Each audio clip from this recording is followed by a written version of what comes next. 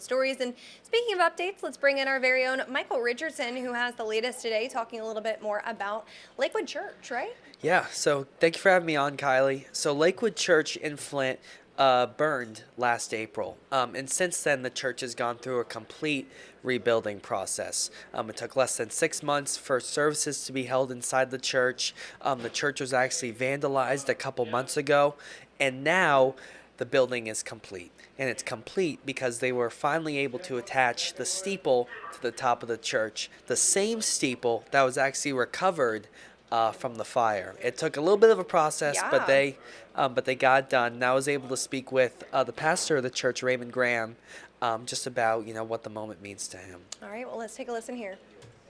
About the process. So you finally have the steeple up.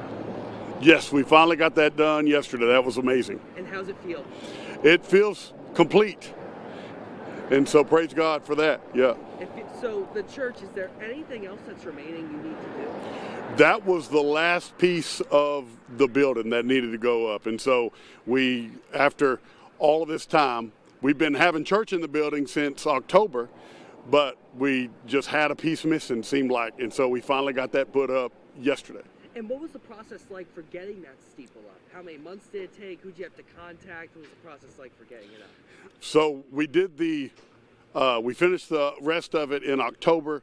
And so, right, the rest of the church, we were able to move in and have service starting in October.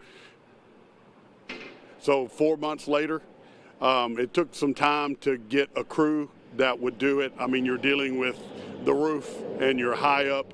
And the guys that actually do that work on the building that put the roof on were one of the crews that actually did the steeple yesterday. And you said this roof is a bit different than the one you previously had, which Correct. meant for a little bit of a different steeple. Talk to me a bit about that. The angle, the pitch of the roof is steeper on this building, and so we had to get a cap made to go between the steeple and the new angle of the roof, and so we had that made right down here at Extreme Metals in Flint, and they did a great job making that piece to fit between.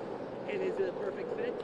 It is. It's great. We had, there's always a little bit of difference, and so they were able to work through that yesterday and get it to fit perfectly, and it looks great. And this steeple is the one, I know you mentioned the pitch is different, but this is the same steeple you had previously. Yes, that is. Why was that important for you to keep?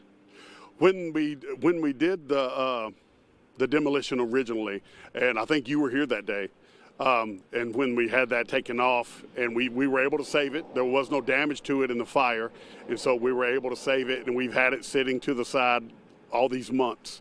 And it's been here in about 2 months, it'll be a year since the fire.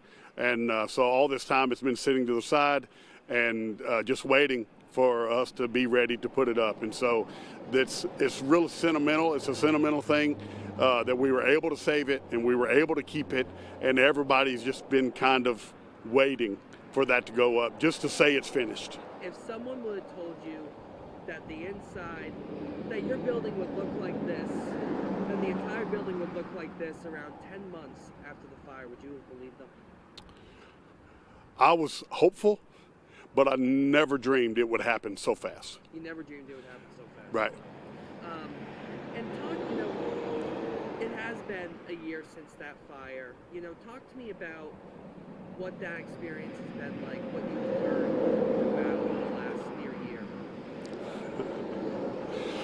I've learned that God uses a lot of, gives us a lot of lessons through things happening. And so I've learned patience. I've learned that I don't know everything. I've had to trust a lot of different people that they know what they're doing more than I do. And again, Scott Johnson is a big example of that. And because he knows a lot of things and has brought in a lot of people to do this work that I could have never done on my own.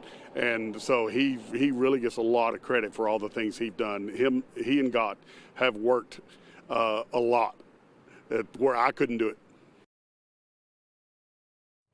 All right, everybody. And Michael Richardson said there will be more tonight here on this story and over on our website. In just a little while, you can read more about this story as we go.